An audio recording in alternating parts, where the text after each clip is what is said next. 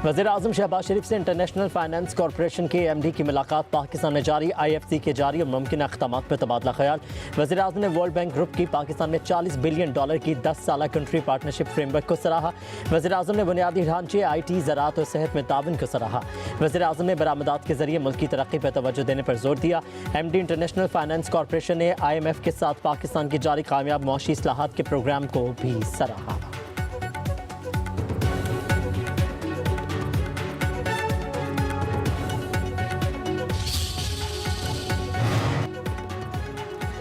जब कुछ गलत किया ही नहीं तो रेफरेंस का डर कैसा? रेफरेंस जब आएगा तब देखा जाएगा। सुप्रीम कोर्ट के जस्टिस मंसूर अली शाह की सहाफ़ियों से गैर रस्मी गुफ्तगू। कहा कि हार नहीं मानेंगे, लड़ते हुए जाएंगे, किसी से कोई ज़ाती अनाद या इख्तलाफ नहीं। कमरे में मौजूद हाथी किसी को नज़र ना आए तो क्या कर सकते हैं? रिकॉर्ड देख लें, पता चल जाएगा कि कौन कितना काम करता है। बाकी तमाम जजेस के साथ मुलाकात होती है, इकट्ठे चाय भी पीते हैं।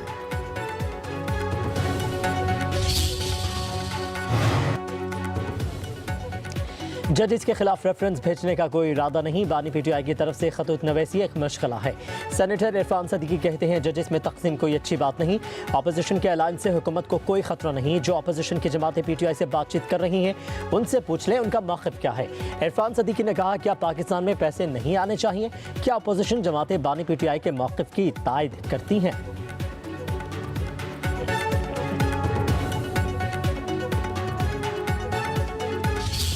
I will discharge my duties and perform my functions honestly. May Allah Almighty help and guide me. Ameen. Supreme court के नए 6 मुस्तकिल जजेस और एक कायम मुकाम जज ने हलफ उठा लिया। Chief justice supreme court Yahya Afridi ने हलफ लिया। हलफ उठाने वाले 6 मुस्तकिल जजेस में justice Amir Farooq, justice Ishtiaq Ibrahim, justice Shakeel Ahmed, justice Shafi Siddiqui, justice Salahuddin Panhwar और जस्टिस हाशिम काकड़ शामिल है।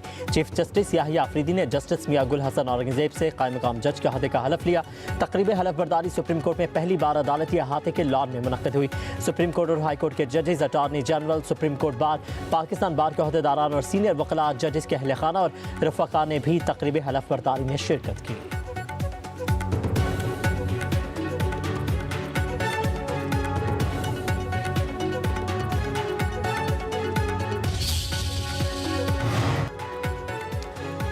जस्टिस सरफराज डोगर ने इस्लामाबाद हाई कोर्ट के कायम मकाम चीफ जस्टिस का हलफ उठा लिया। सदर आसिफ अली जरदारी ने जस्टिस सरफराज डोगर से हलफ लिया। कायम मकाम chief justice Sindh high court justice Junaid Ghaffar ने भी हलफ उठा लिया। जस्टिस सैयद मोहम्मद अतीक शाह ने कायम मकाम chief justice Peshawar high court का हलफ उठाया। गवर्नर खैबर पख्तूनख्वा फैसल करीम कुंडी ने हलफ लिया। वज़ीर आला खैबर पख्तूनख्वा अली अमीन गंडापुर की भी तकरीब में शिरकत। जस्टिस मोहम्मद एजाज सवाती ने कायम मकाम chief justice Balochistan high court का हलफ उठा लिया।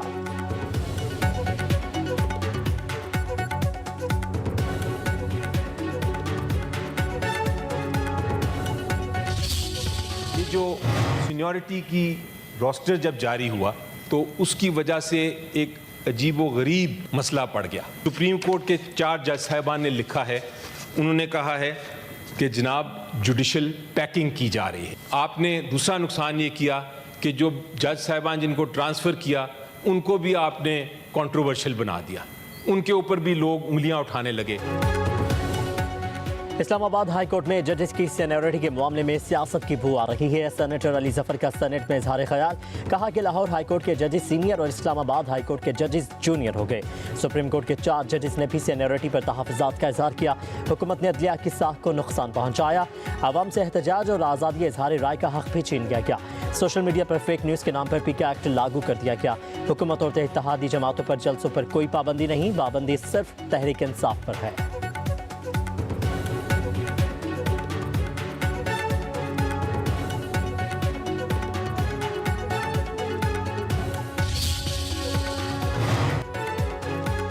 IMF और सुप्रीम कोर्ट बार के वफूद की मुलाकात। इस्लामाबाद के निजी होटल में मुलाकात 40 मिनट जारी रही। जारी एलामिया के मुताबिक मुलाकात में करप्शन के खात्मे, बैरूनी सरमायाकारी के लिए साजगार माहौल पर बात हुई।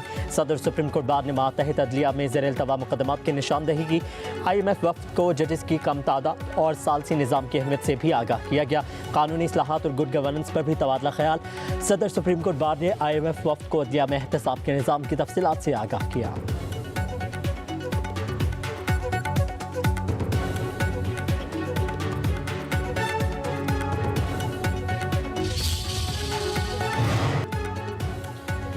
खेलों से इंसान मुकाबला करना सीखता है, आगे सिर्फ वो बढ़ता है जो हालात का मुकाबला करता है। वज़ीर आला खैबर पख्तूनख्वा अली अमीन गंडापुर का पेशावर में इंटर कॉलेज स्पोर्ट्स गाला की इफ्तिताही तकरीब से खिताब। कहा कि मुकाबला करना सीखेंगे तो तरक्की करेंगे। फ़ख्र है कि बानी PTI का ख्वाब पूरा हो रहा है। बानी हमारे लिए ही मुकाबला कर रहे हैं। जिस मकसद के लिए वतन अजीज़ की बुनियाद रखी गई थी वो पूरा नहीं हुआ।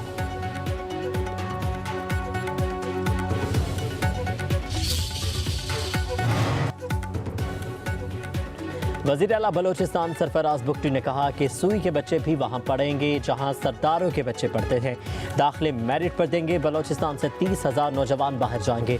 वज़ीर आला का डेरा बुगटी में तकरीब से खिताब। कहा कि कच्ची कैनाल से ज़रा इनकलाब आएगा। वफाकी हुकूमत हमारे साथ आती है तो हमें खुशी होगी।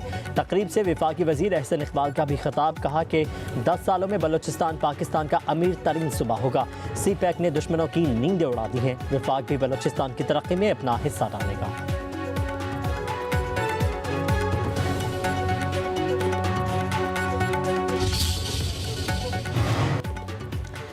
साइबर क्राइम इंतहाई पेचीदा मामला। पाकिस्तान में गैर मुल्की मोबाइल सिमों का इस्तेमाल बढ़ रहा है।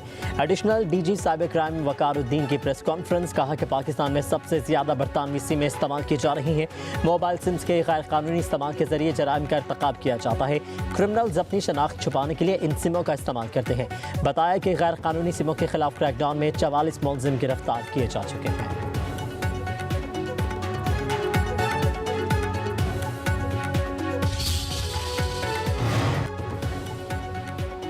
मुल्क के मुख्तलिफ शहरों में PK एक्ट के खिलाफ सहाफ़ियों के एहतजाजी मुजाहरे। इस्लामाबाद नेशनल प्रेस क्लब के बाहर भूख हड़ताली कैंप।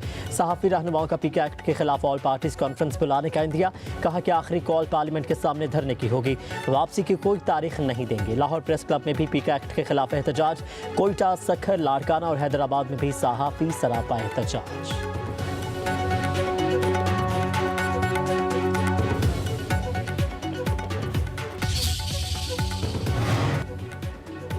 कराची में दिन के औकात में हैवी ट्रैफिक के दाखिले पर पाबंदी। कमिश्नर ने दफ़ा 144 नाफिज कर दी। कराची में रात 10 बजे से सुबह 6 बजे तक डंपर्स दाखिल हो सकेंगे।